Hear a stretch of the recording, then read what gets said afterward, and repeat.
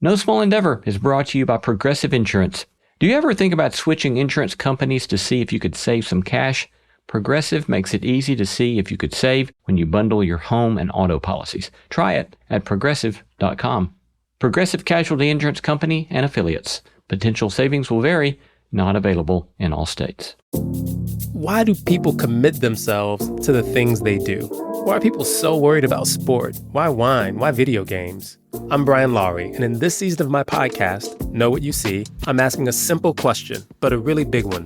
What's the point? In conversations with people with a variety of passions and obsessions, we get the chance to look through a window and see what it means to truly focus on a realm of human experience. Join me on Know What You See. New episodes begin November 26th.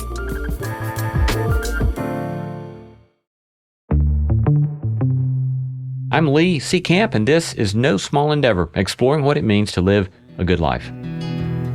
Well, I could have loved you better, didn't mean to be unkind. You know that was the last thing on my mind. Today I'm joined by legendary folk singer Tom Paxton. I was in the second grade, I think it was, and they applauded. And I thought, hello. You were hooked. This feels nice. I'd like some more of this, please.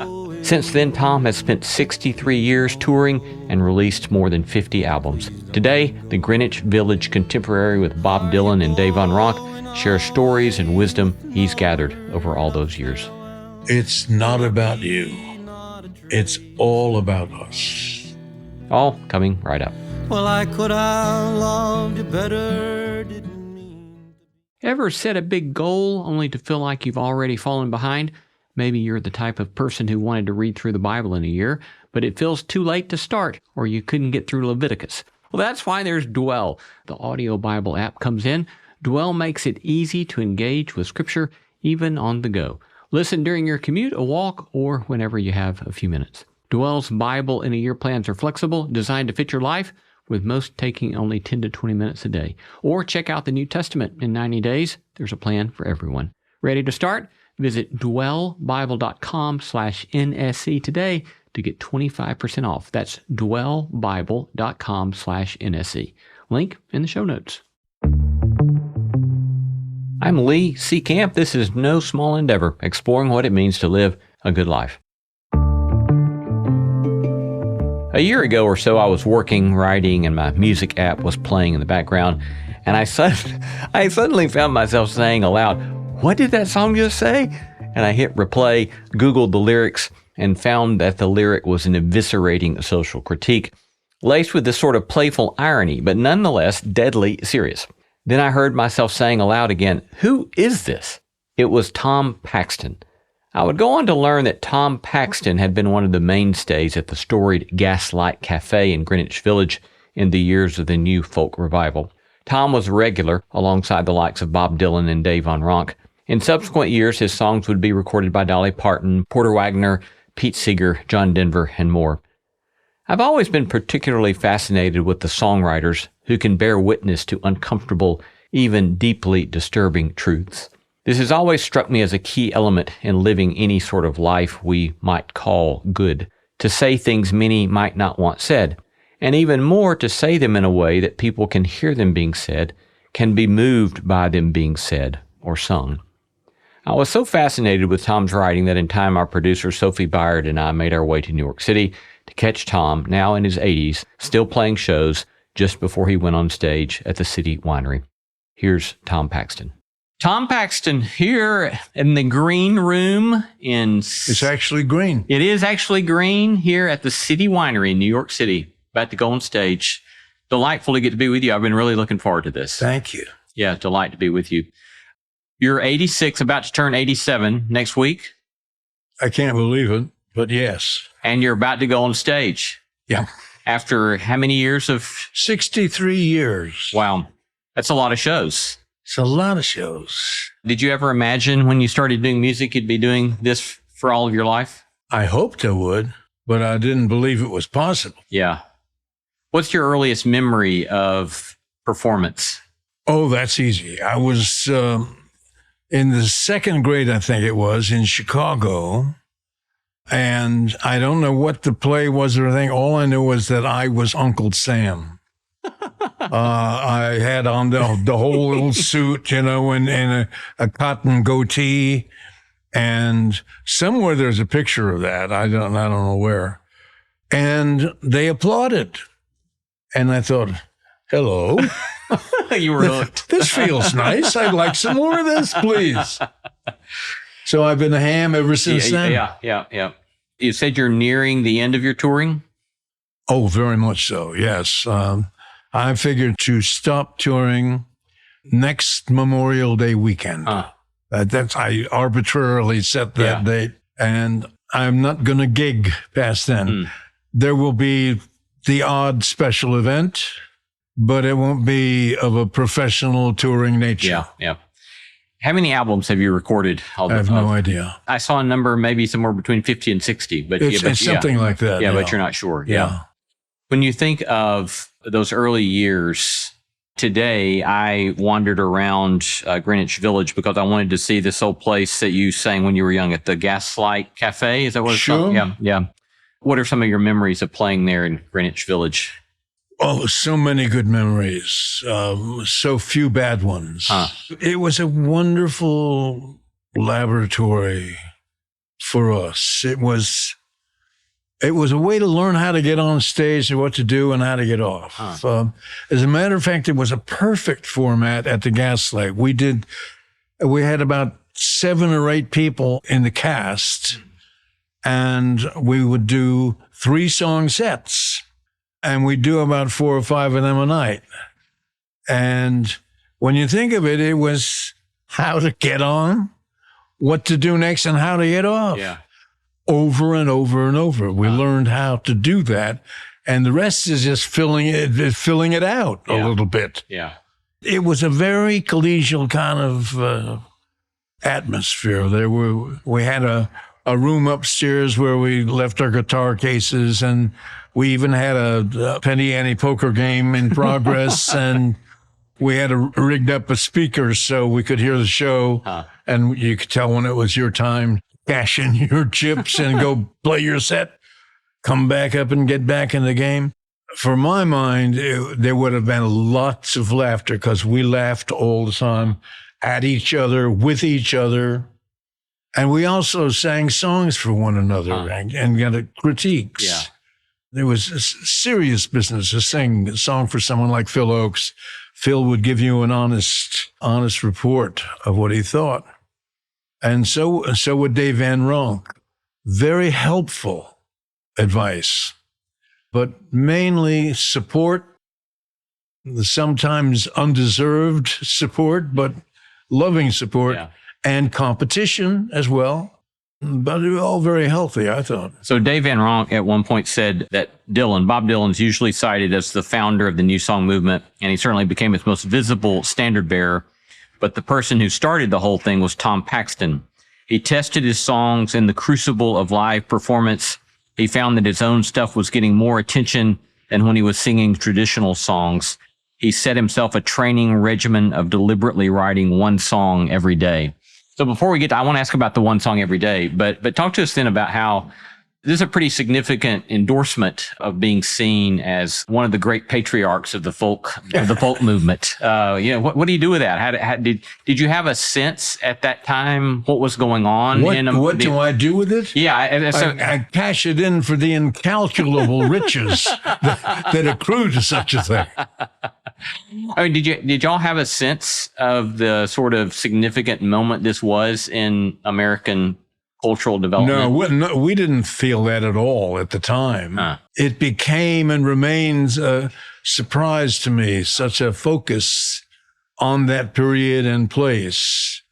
It certainly was fun while we were there, but we didn't have any idea that it was going to be examined from across the sea or in academia.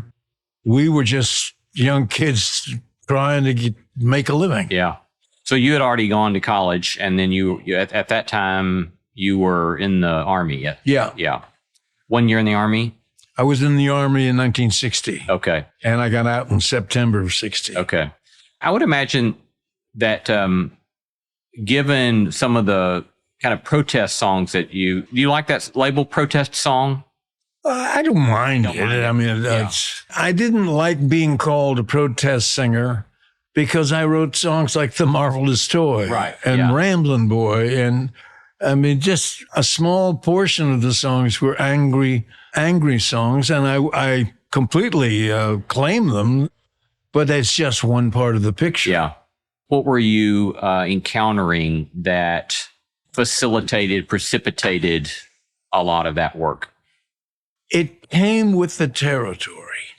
My idols were people like the Weavers, Pete Seeger, Woody Guthrie, whom I never got a chance to meet. The union struggles, and that came with folk music. You had folk songs being sung in the coal camps and protesting the indecencies of the mine owners. It was all real. And it was part of what you heard. You know, Woody Guthrie songs involved the life of the migrant worker and the flight from the Dust Bowl and all of that. That was part of it.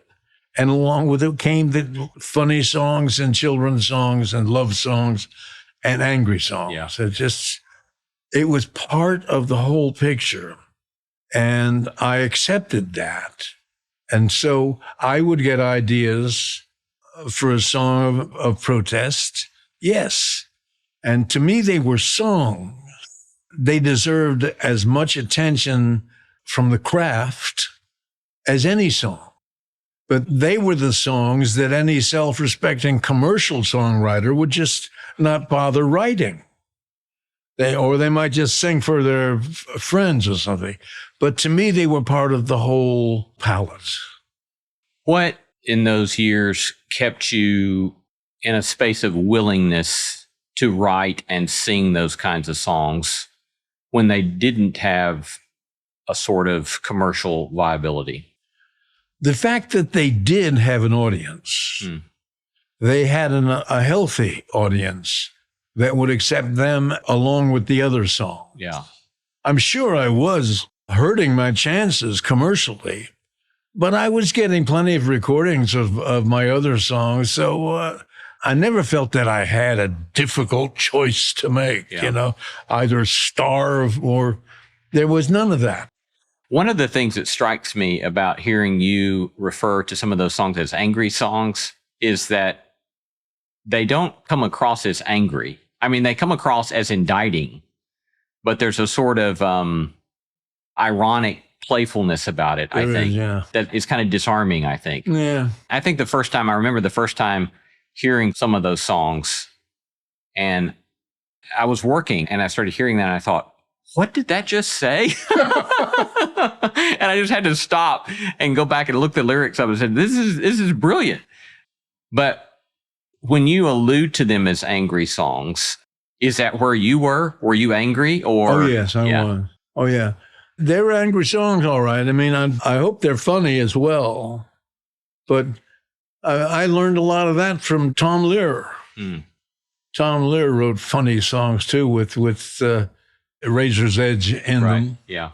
And Woody Guthrie also. Yeah. Woody had a great sense of irony. Yeah. He could poke holes in idiots. Another one that is really striking in this regard, what did you learn in school today? Yeah. That was, to my great joy, that was one of Pete Seeger's 10 favorite songs. Really? It's a brilliant song. And what did you learn in school today, dear little boy of mine? What did you learn in school today, dear little boy of mine? I learned that war is not so bad. I learned about the great ones we have had. We fought in Germany and in France, and someday I might get my chance. And that's what I learned in school today. That's what I learned in school. You're living in Greenwich Village area. Mm-hmm. I would assume it's kind of like all in the air, I would imagine, in those days. Yeah, I've always thought of myself as being just one of the choir, one of the gang that chips in my contributions from time to time as best I can. At one point you said about your younger self, being young and impassioned almost automatically put me over on the radical side of most issues. And then you said, being older, I find myself still more or less there, somewhat to my surprise. Yeah. Tell us about that. Well, I mean, how about right now? I am so angry about the condition of our body politic. That pisses me off enormously. I mean, that is outrageous. So, yeah, I'm still there. I learned our government must be strong. It's always right and never wrong. Our leaders are the finest men, and we elect them again and again. And that's what I learned in school today. That's what I learned in school.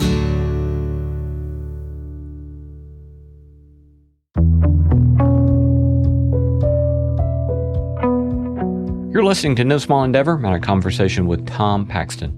I love hearing from you. Tell us what you're reading, who you're paying attention to, or send us feedback about today's episode. You can reach me at lee@nosmallendeavor.com. You can get show notes for this episode in your podcast app or wherever you listen. These notes include links to resources mentioned in this episode, as well as a PDF of my complete interview notes and a full transcript. We also have a free bi-monthly newsletter in which I riff on themes and behind-the-scenes goings-on called the NSE Notebook. You can subscribe to that newsletter for free by going to our website at nosmallendeavor.com/newsletter. Coming up, Tom and I discuss more of his political protest songs, his writing process, and his dealing with notoriety and the art of performing.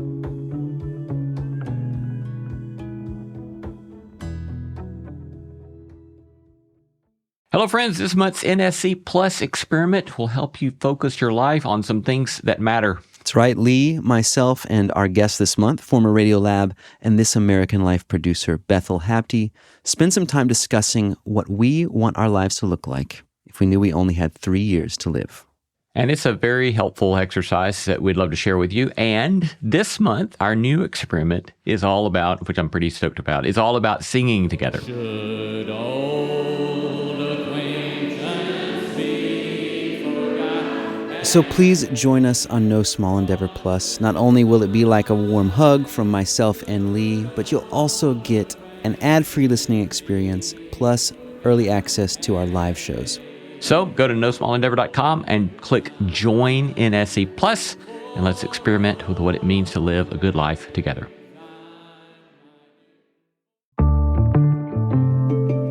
Your song, Daily News.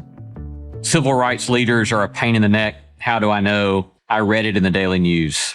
Peace hurts business, and that ain't right. How do I know? I read it in the Daily News. We got to bomb Castro. Got to bomb him flat. He's too damn successful.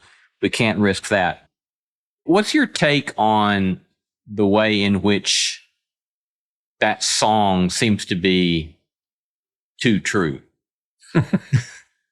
Well, it ain't my fault. I think I would take another look at the line about Castro. Too damn successful? I don't think so. I mean, I think the verdict is pretty solid on that is not a successful venture. But you only had to read the Daily News to see what they wanted us to believe that was a lie. They were great. I mean, they were the Fox News of their day. What's your earliest memory of being willing to ask questions of the powers that be? I think it goes a long way back with me. I had a mindset as a kid, as a young student, everything. I wanted to believe that it was the way they said it was. I wanted that. It would have been so much easier. But it wasn't and isn't. So I made friends with the truth. I said, this is a tough, tough world. And the people who want it all are also tough. This is not a game for sissies. You have to be willing to hurt. And nobody wants that. Nobody wants to get hit in the head all the time. You'd like it to be the way they paint it in Ronald Reagan eloquence, sitting on a hill, all that. Only part of that is true. And part of it is very wrong. And as somebody said, freedom isn't free. You have to fight for it day and night for it. It's always going to be a struggle. And there are always going to be people who want not only theirs, but yours. That's where the struggle is. They don't want a fair deal. They want the whole deal. And too bad if you're too weak to get your half. Did those sorts of questions arise for you from your parents? My mother was a daughter of Swedish immigrants, and she learned from them not to stick her head out. She stuck to the home. She was a churchgoer and a believer. My father died when I was 10, nearly 11, so I never really got to know my father. He was a very respected man and deserved it. He left a paid salaried job in the middle of the Depression as a chemist to start his own company manufacturing hydraulic brake fluid to his own formula, and he made a go of it with 3 children to support. But he did that, and then he worked himself to death during the war. And I lost him when I was just about to turn 11. He was a conservative man. I think he was at least a bit of an anti-Semite.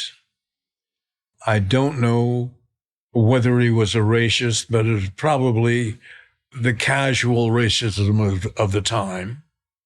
So I don't think I got anything of what I am from them. I think I got it from my associations as I was growing up.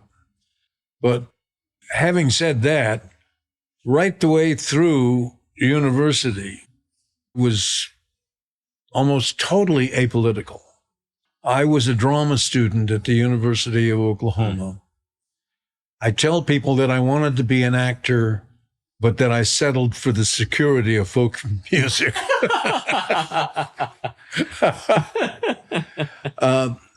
But I didn't think much politically at all. It was only when I came to New York, when the civil rights movement was blazing, erupting even as I landed. I was in the Army still and coming in on weekends to the Village. And a fellow named Len Chandler, who was my first folk singing friend in New York, took me to a picket line in front of a Woolworths. The students in the South were sitting in at Woolworths, and we were picketing in the North in support of that. And I wrote a perfectly dreadful song in support of that. It was not a stretch for me. All I needed to see really was what was going on, and automatically lined with them. And that was my beginning of awakening. Then I became great pals with Dave Van Ronk, who was as red as they come. He despised the Communist Party because he saw them as they really were. He didn't have any rose-colored glasses when he looked at them. He saw them for the thugs they were. And he belonged to the Socialist Workers' Party, which was purer, apparently. I got a lot of fun out of it because he would come to the Gaslight from a meeting of the SWP, and he would count about someone who got up and read a 20-page single-spaced manifesto of some sort.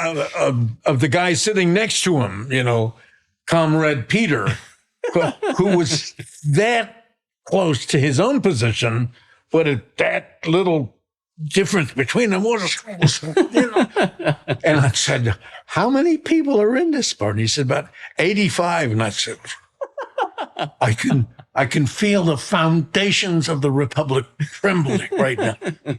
So I never was attracted to radical politics. For one thing, I hated meetings. And you gotta go to meetings. So no, that was not for me. But I was always just a Democrat. Yeah. You know, in the end, I was what I'd called a Bobby Kennedy Democrat. Certainly on the left wing of the Democratic Party, but no further left than that. You began doing, was it your very first song? Did I read that you write one of your earliest songs, children's songs, typing it on a typewriter when you're in the Army?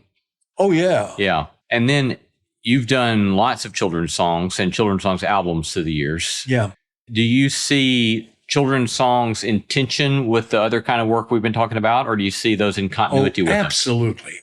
Absolutely. I remember the delight that I took in hearing a song like, there wasn't even a children's song, but Goober Peas, an old Confederate. Yeah. Peas, peas, peas, peas, eating goodness, how delicious. And also the verse that goes, just before the battle, the general hears a row. He says, the Yanks are coming, I hear the rifles now. He turned around and wondered, and what do you think he sees? The Georgia militia eating goober peas. Well, you know, that's what Shel Silverstein would call paying off. Huh. You get to the end of the verse, the chorus, whatever, and there's a punch to it. Eating goober peas is a little surprise. Right. And a little punchline kind of a thing. And I was always delighted I did hear Burl Ives sing Blue Tail Fly. Huh. Everyone knows Jimmy Crack Corn. No one knows what Jimmy Crack Corn is, by the way. So part of the songs, and the Weavers would sing children's songs as part of a regular concert. It was not an isolated, only for children kind of a deal with them. And so I did write The Marvelous Toy and Going to the Zoo and My Dog's Bigger Than Your Dog. And one of my best favorites I co-wrote with Bob Gibson is called Mashed Potatoes. I don't know that one. Well, it's a good song. Trust me, it's a good song. I know it's a good song because when I sing it for kids, I see them react with their parents. It turn to the parents, you know, they get the joke and they want to make sure the parent got the joke. So I know when it's good, and it's good.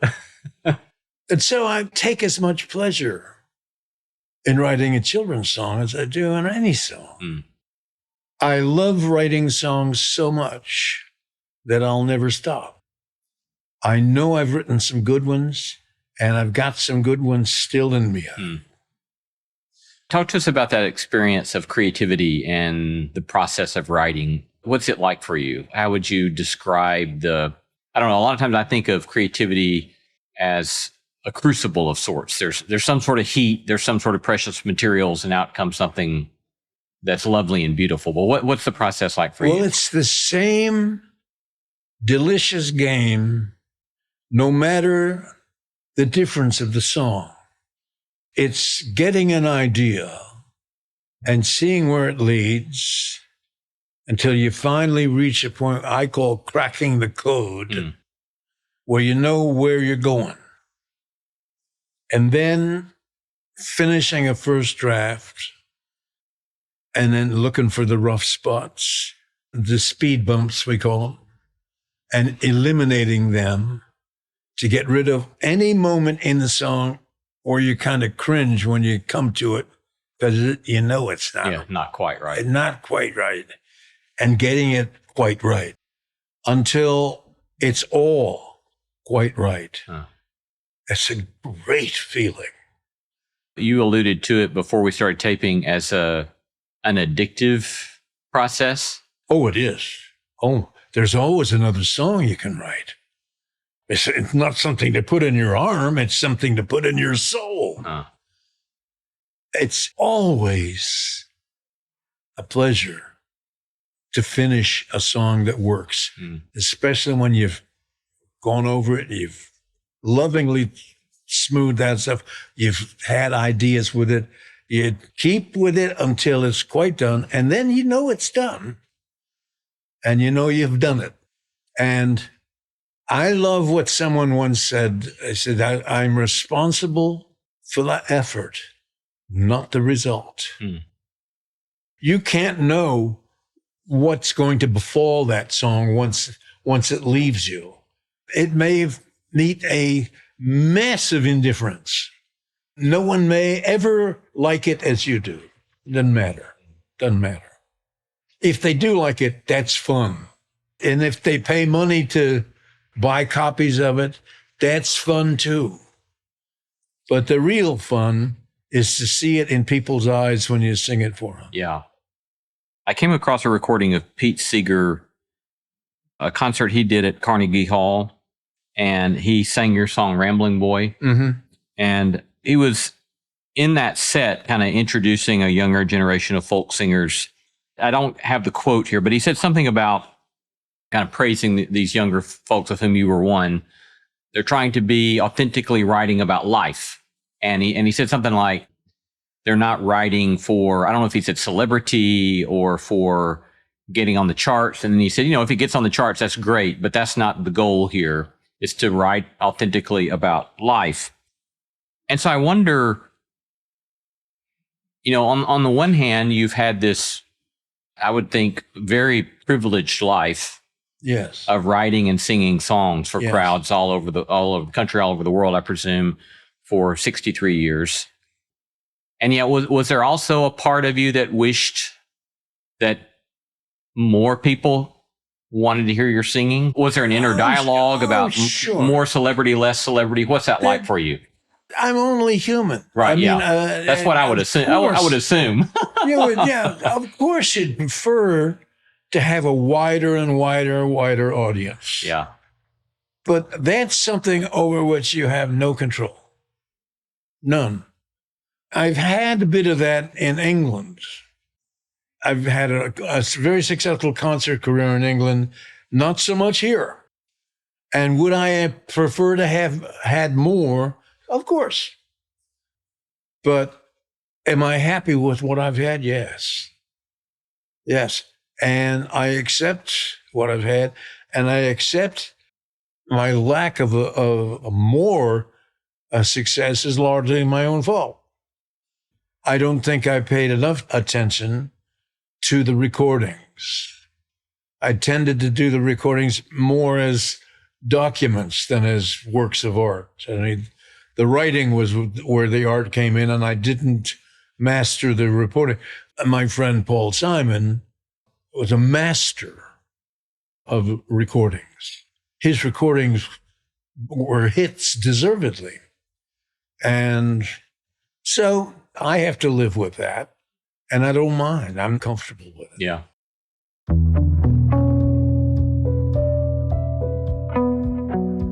We're going to take a short break, but coming right up, Tom discusses his experience with depression, how he met and married his wife of 51 years, as well as vulnerability, prayer, and much more besides.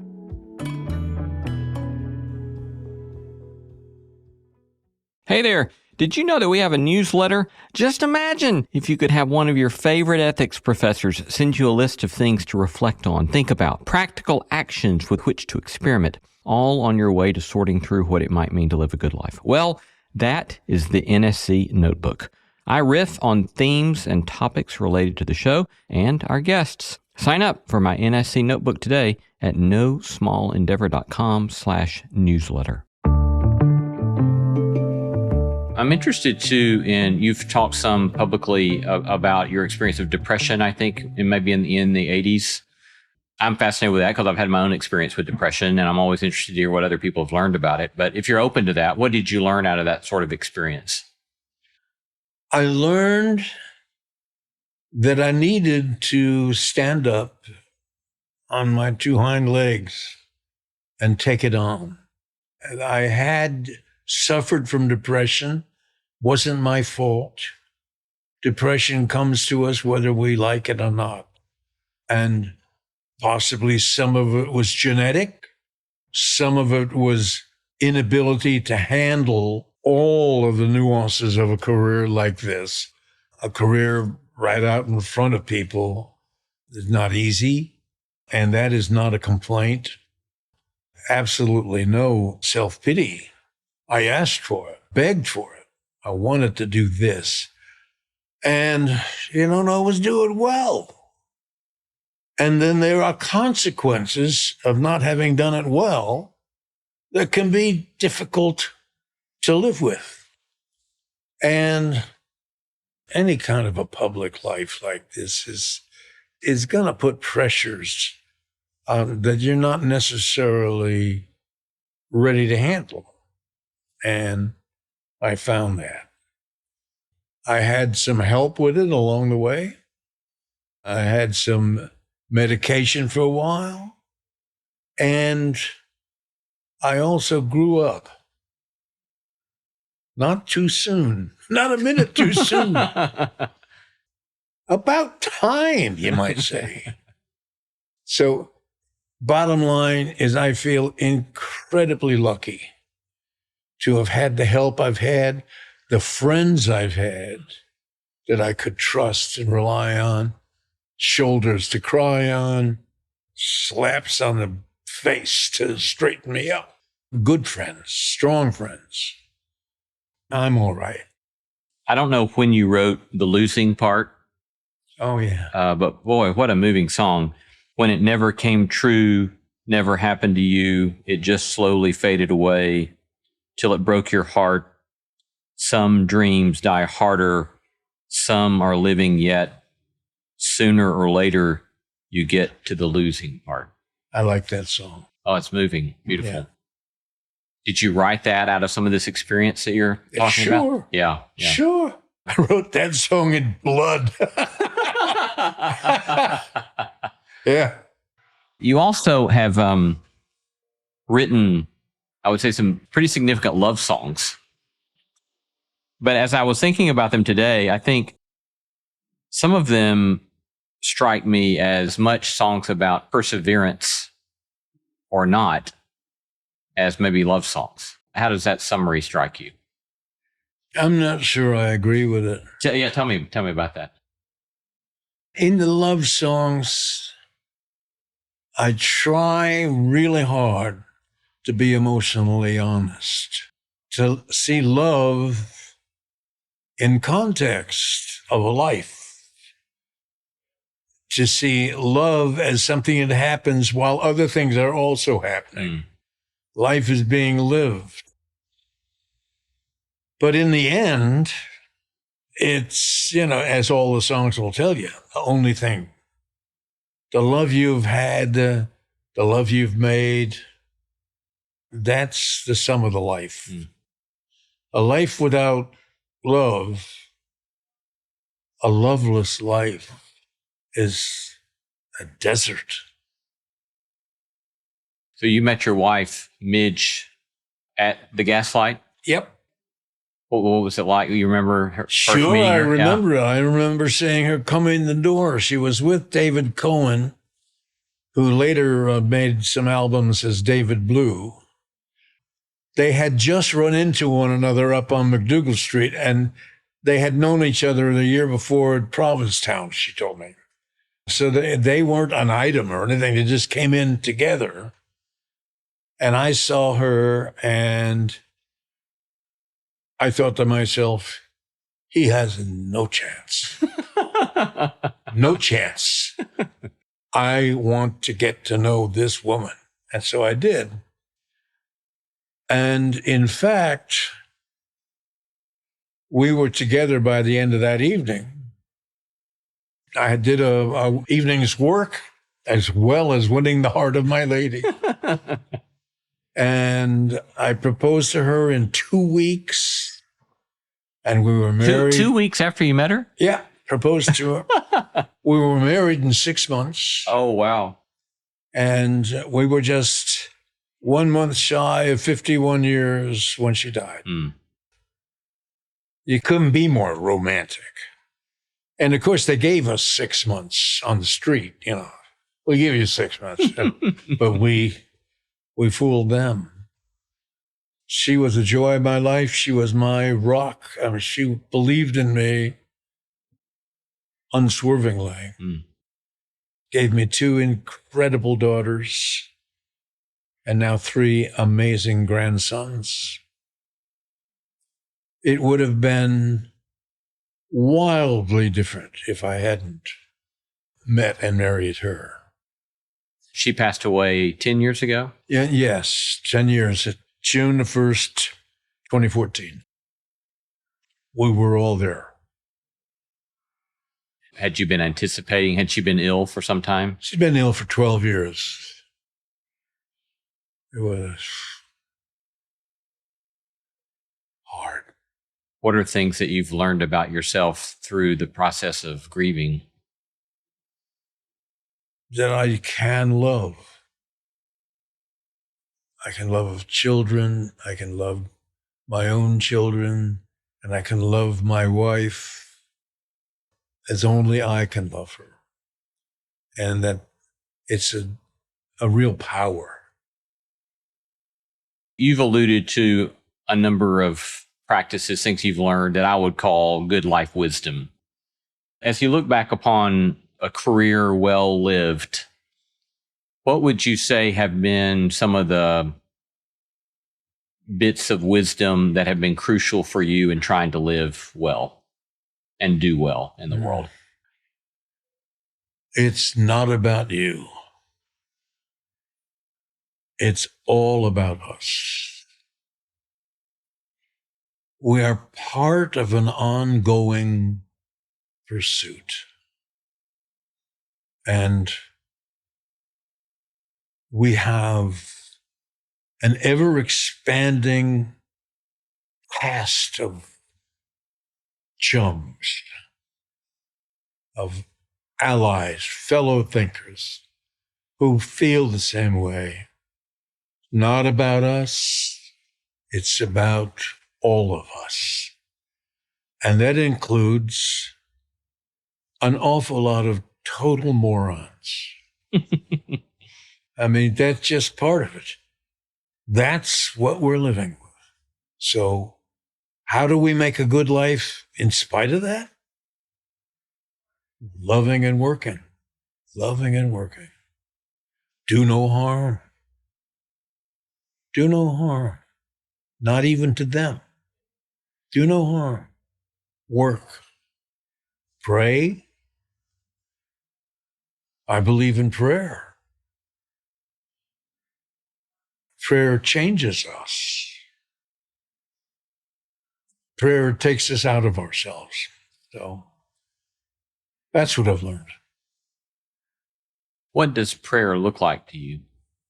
Or do you have favorite particular prayers, or what kind of prayer? I think prayer to me is to put the problem out there and look for help with it. See what the universe can do. I'll tell you, this is not so much prayer as what I have learned about the brain, the creative brain.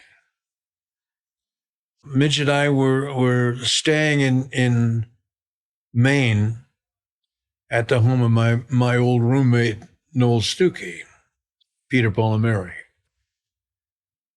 And I was the first one up. I had my notebook, and I was out this insane view of Penobscot Bay. It changes every 5 minutes. It's just wonderful. I mean, it's meditation just to sit there and look. Well, I was working on a lyric to a tune by my friend Susan Graham White. It was a love song with the age-old conflict of shall we go to the shore or the mountains? That, in short, that theme. And things were not working out well. And the second verse began, you came down to Camden and you tried to make it go, but you dreamed of da-da-da-da and your Colorado snow. So I need a da-da-da-da. And it needed to be something inimicably Colorado. Okay? Had to be. And just like that, the word Uncompahgre came to me. Uncompahgre is a mountain in western Colorado. Huh. And it was perfect. It's a strong word, a wonderful word. And it's not simple. You came down to Camden, you tried to make it go, but you dreamed of Uncompahgre and your Colorado snow. Problem solved. The only time in my life that I had ever encountered that name was when I was in junior high school. And a friend of mine's family had a summer business in western Colorado. I don't know what it was, but that's where they went and he sent me a picture postcard of Uncompahgre with an ink of how far up they had climbed, okay? And I had never seen the word since and had never heard it pronounced, and there it was. And that's because we forget nothing. It's all stored, and it can be accessed. It was accessed for me in seconds. Now, to me, that's jaw-dropping. I mean, the Bible tells us, ask and you be answered, seek and ye shall find. It turns out that's true. And why don't we teach ourselves to use that even more deliberately? So prayer for me is saying, I need a little help here. I don't know what to do here. What's my best course of action? And let the little file clerks in the back of my mind go, he needs an answer, he needs an answer. I couldn't conclude it without pointing to your recent song with John McCutcheon, Together, which is, I presume you've written this in your time of grief, but, oh, what a beautiful song. Who'd have thunk it, you and I? Can't explain it, don't know why. Counting all the years gone by together. Two old lovers in two old chairs, not too fond of flights of stairs. Still we've handled all our cares together. It's not a song about falling in love, it's a song about staying in love. Yes, it is. What's that song do for you, or how would you encourage us in the spirit of that song to learn to stay in love? I'm not that good a teacher. That anything we do toward staying in love is the right thing to do.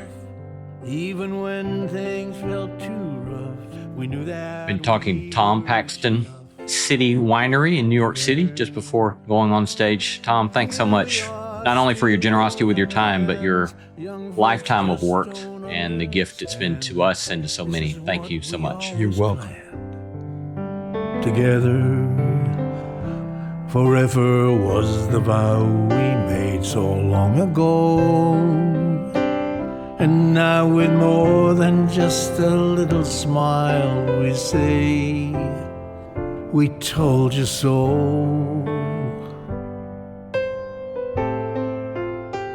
You've been listening to No Small Endeavor and our interview with renowned singer-songwriter Tom Paxton.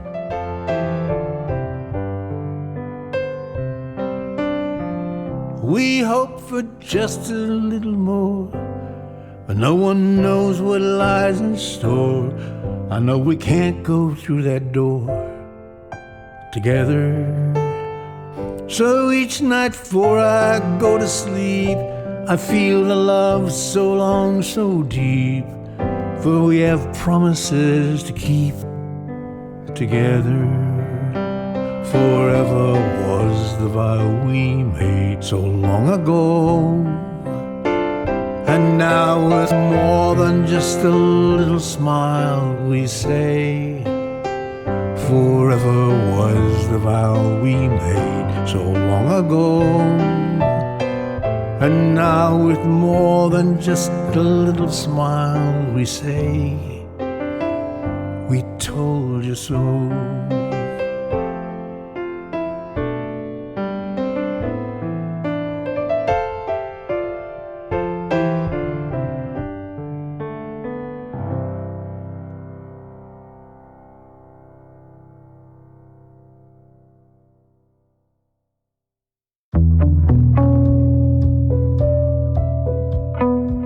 We gratefully acknowledge the support of Lilly Endowment Incorporated, a private philanthropic foundation supporting the causes of community development, education, and religion.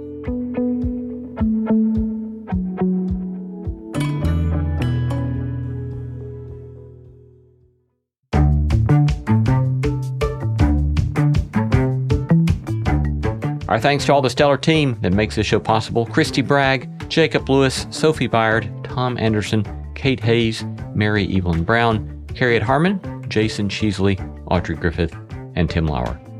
Thanks for listening, and let's keep exploring what it means to live a good life together. No Small Endeavor is a production of PRX, Tokens Media LLC, and Great Feeling Studios.